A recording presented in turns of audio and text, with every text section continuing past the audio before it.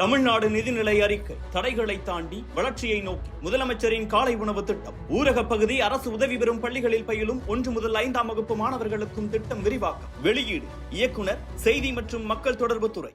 இந்த ஒவ்வொரு மாநிலத்திலும் வரக்கூடிய இந்த மெட்ரோ ரயில் திட்டத்துக்கு ஒன்றிய அரசு தன்னுடைய பங்களிப்பை வழங்கும் என்பதுதான் 2 பேருக்கும் இருக்கக்கூடிய ஒரு அக்ரிமெண்ட். 50% ஒன்றிய அரசு, 50% மாநில அரசு. நம்முடைய மாண்புமிகு ஒன்றிய உள்துறை அமைச்சர் கூட சென்னைக்கு வருகை புரிந்து நம்முடைய எதிர்க்கட்சி தலைவர்களோடு கைகுலுக்கி அதற்கான திட்டத்திற்கான அடிக்கல் எல்லாம் நாட்டினார்.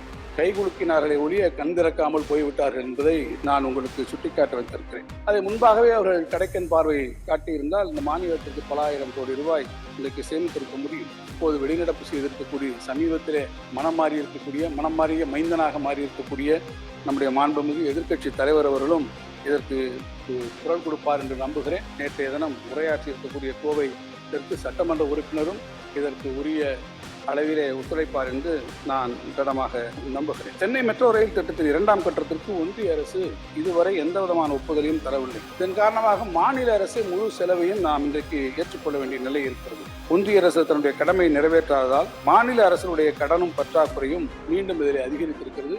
அதே போல மெட்ரோ ரயில் திட்டம் 63,246 கோடி ரூபாய் மதிப்பீட்டில் சென்னை மெட்ரோ ரயில் திட்டம் 2ஆம் கட்டம் நம் நாட்டிலேயே ஒரு மாபெரிய கட்டமைப்பு திட்டமாக நடந்து கொண்டிருக்கிறது. இந்த ஒவ்வொரு மாநிலத்திலும் வரக்கூடிய இந்த மெட்ரோ ரயில் திட்டத்திற்கு ஒன்றிய அரசு தன்னுடைய பங்களிப்பை வழங்கும் என்பதுதான் 2 பேருக்கும் இருக்கக்கூடிய ஒரு அக்ரிமெண்ட். 50% ஒன்றிய அரசு, 50% மாநில அரசு.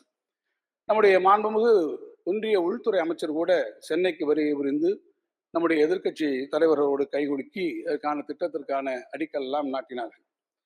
இந்த கைகுலுக்களை நம்பி வைத்துக் கொண்டு அவர்களும் கண்மூடித்தனமாக உடனடியாக இந்த பணிகளை எல்லாம் ஆரம்பித்து இந்த பணிகளை எல்லாம் நடத்தலாம் என்று பார்த்தால் அந்த பணிகள் கைகுலுக்கத்தோடு முடிந்து விட்டதை போல கைகுலுக்கினார்களே ஒழிய கண் திறக்காமல் போய்விட்டார்கள் என்பதை நான் உங்களுக்கு சுட்டிக்காட்ட வைத்திருக்கிறேன். அதை முன்பாகவே அவர்கள் கடைக்கன் பார்வை காட்டியிருந்தால் இந்த மாநிலத்திற்கு பல ஆயிரம் கோடி ரூபாய் இன்றைக்கு சேமித்திருக்க முடியும். இந்த திட்டத்திற்கு 17/8/21 அன்று திட்ட முதலீட்டு வாரியம் PIB ஒப்புதல் கொடுத்தது. ஆனால் சென்னை மெட்ரோ ரயில் திட்டத்தின் 2ஆம் கட்டத்திற்கு ஒன்றிய அரசு இதுவரை எந்த விதமான ஒப்புதலையும் தரவில்லை.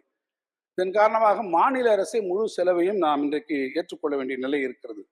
நமக்கு ஒப்புதல் தராமல் இருக்கக்கூடிய ஒன்றிய அரசு அதே வேளையில் பார்த்து என்று சொன்னால் 2022 நாக்பூர் மெட்ரோ ரயில் 2ஆம் கட்டம், கொச்சி மெட்ரோ 2ஆம் கட்டத்துக்கு ஒப்புதல் தந்திருக்கிறார். 2023 குருகிராம், பூனே மெட்ரோ திட்டங்களுக்கும் ஒன்றிய அரசு ஒப்புதல் தந்திருக்கிறது. இந்த நியாயமற்ற செயலினால் மாநில அரசுக்கு இந்த வருடம் மட்டும் 9,000 கோடி ரூபாயும் அடுத்த வருடம் 12,000 கோடி ரூபாயும் கூடுதல் செலவு ஏற்பட்டிருக்கிறது. ஒன்றிய அரசு தன்னுடைய கடமையை நிறைவேற்றாததால் மாநில அரசுடைய கடனும் பற்றாக்குறையும் மீண்டும் இதில் அதிகரித்திருக்கிறது. ஒன்றிய அரசு விரைவில் இந்த திட்டத்திற்கு ஒப்புதல் அளிப்பார்கள் என்று நான் நம்புகிறேன். அதில் இப்போது வெளிநடப்பு செய்திருக்கக்கூடிய சமீபத்திலே மனம் மாறிய மைந்தனாக மாறியிருக்கக்கூடிய நம்முடைய மாண்புமிகு எதிர்க்கட்சி தலைவர் அவர்களும் இதற்கு குரல் கொடுப்பார் என்று நம்புகிறேன்.